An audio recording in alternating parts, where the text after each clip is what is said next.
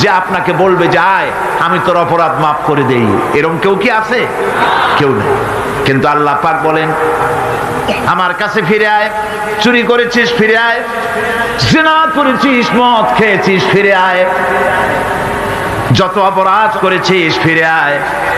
আল্লাহর কাছে বান্দা যখন তওবা করে গুনাহ করে মাফ চায়, আল্লাহ মাফ করে দেন।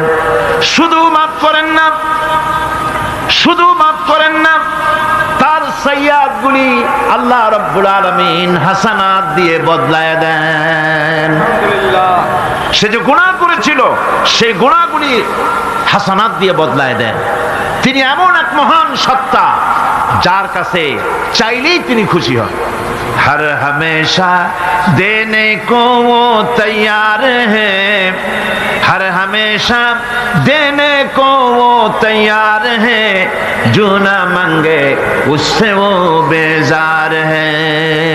যে চায় আল্লাহ তারে বেশি করে দেন, যে চায় না আল্লাহ পাক তার প্রতি নারাজ হয়ে যান। সুতরাং চাওয়াটাই বেশি জরুরি। রাতের আধারে তাহাজ্জুদের নামাজ পড়ে মানুষ যখন কান্দে,